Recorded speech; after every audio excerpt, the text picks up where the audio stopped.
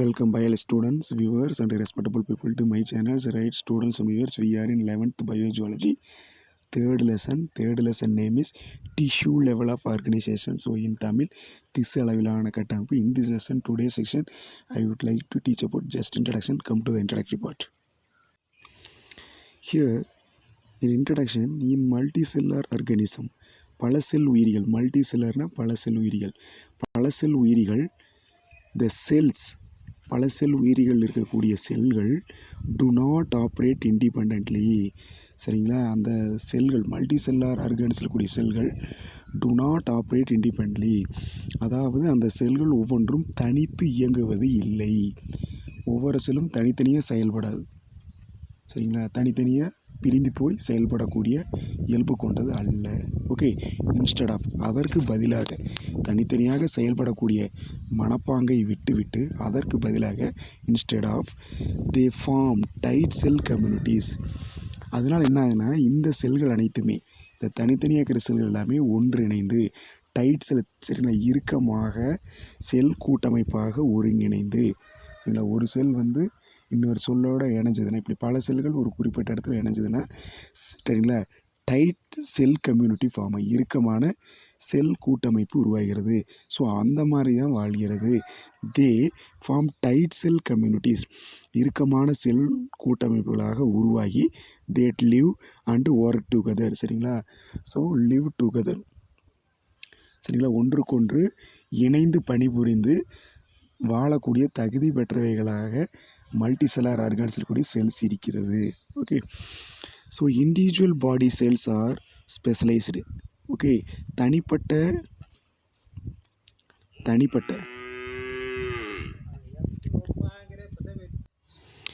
So individual body cell, தனிப்பட்ட உடல cells R தனிப்பட்ட பாடி செல்ஸ், உடம்பில் இருக்கக்கூடிய செல்ஸஸ் ஆர் ஸ்பெஷலைஸ்டு, சிறப்பு பெற்றுள்ளது.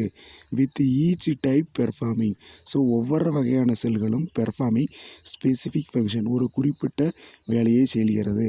அது மட்டும் இல்லாமல் தேட் ஹெல்ப்ஸ் டு மெயின்டைன், வேறு என்ன உதவி பண்ணுதுன்னு பார்த்தீங்கன்னா, ஹெல்ப்ஸ் டு மெயின்டைன் ஹோமியோஸ்டேசிஸ். சரிங்களா, உடலின் சமநிலையை பேணுதல். சரிங்களா, ஹோமியோஸ்டேசிஸ் அப்படின்னா உடலின் சமநிலையை பேணுதல். அது மட்டும் இல்லாமல் benefits the body as a whole. சரிங்களா, உடல் முழுவதும் நன்மை தரக்கூடிய ஒரு அமைப்பாகவும் இவைகள் விளங்குகின்ற சிறப்பான பணிகளை, நன்மை அளிக்கக்கூடிய சிறப்பான பணிகளை இவைகள் மேற்கொள்கின்றன. நெக்ஸ்ட், த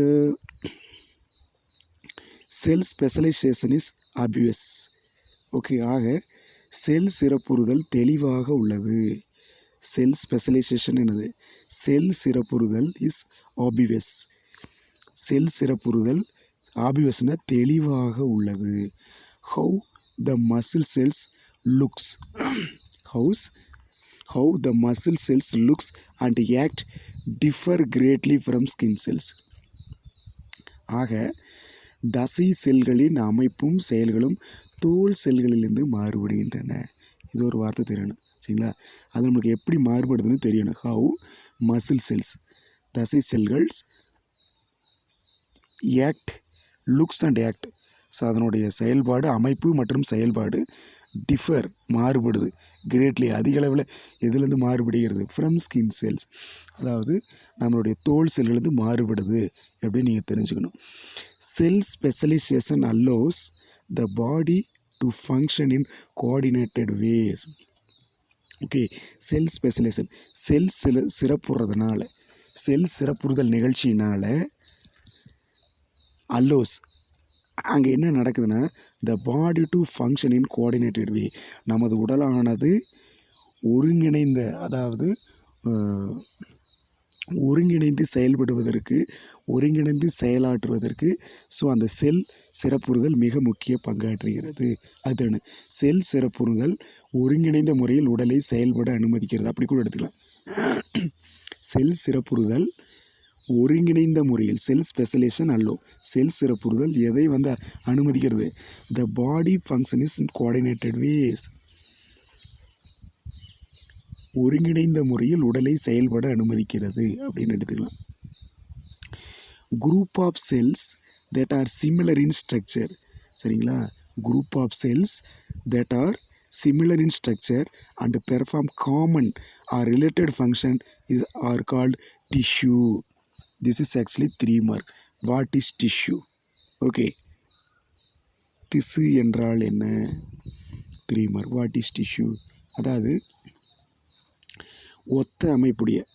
ஒத்த அமைப்புடைய சிமிலர் ஸ்ட்ரக்சர்னா ஒரே மாதிரி அமைப்பு கொண்ட சரிங்களா பொதுவான அல்லது தொடர்புடைய செயல்களை பொதுவான தொடர்புடைய செயல்களை செய்யக்கூடிய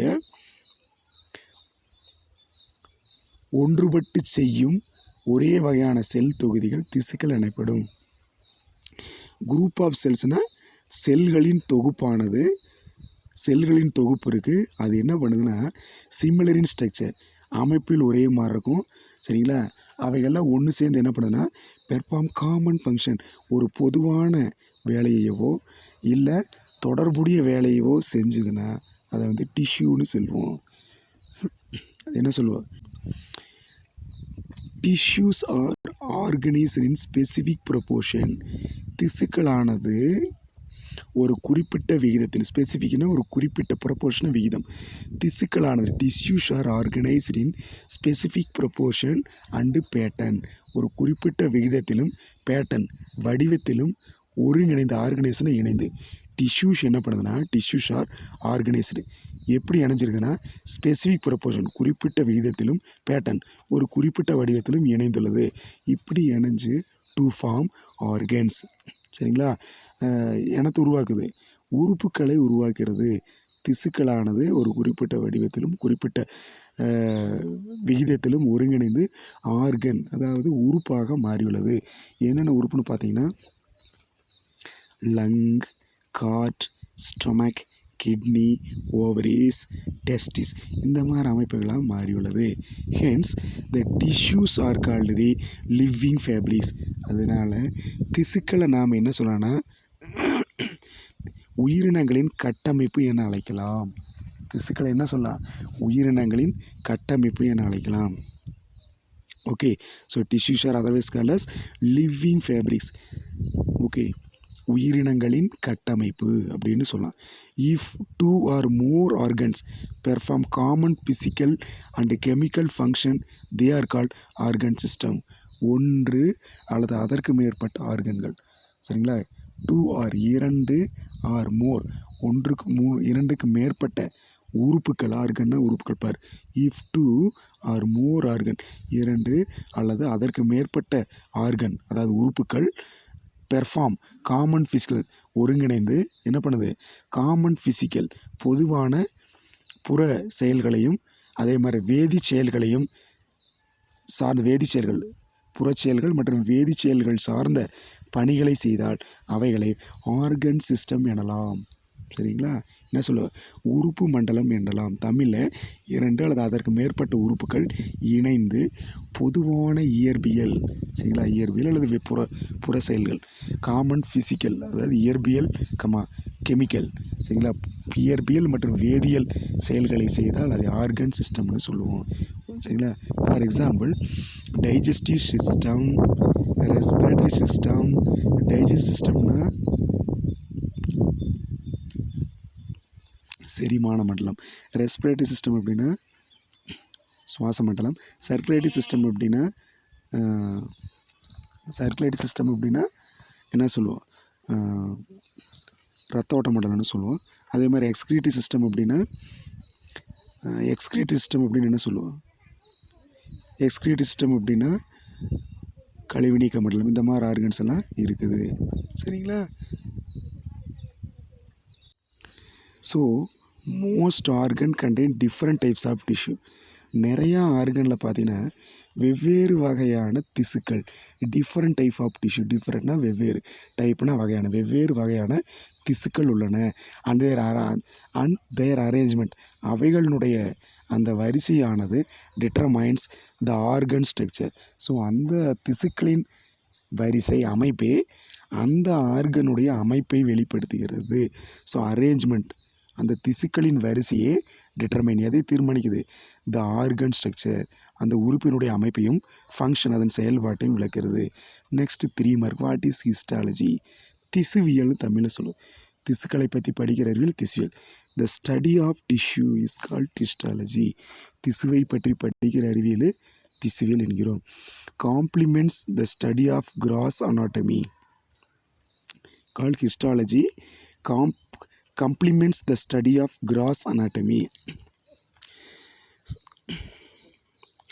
திசுவியல் என்னும் திசுக்களை பற்றிய அறிவியலானது மொத்த உள்ளமைப்பியல் பற்றிய உள்ளமைப்பியல் பற்றிய அறிவியலை என்ன செய்யுதுங்க? ஸோ நிறைவு செய்கிறது. என்ன பண்ணுதுங்க? நிறைவு செய்கிறது. ஓகே.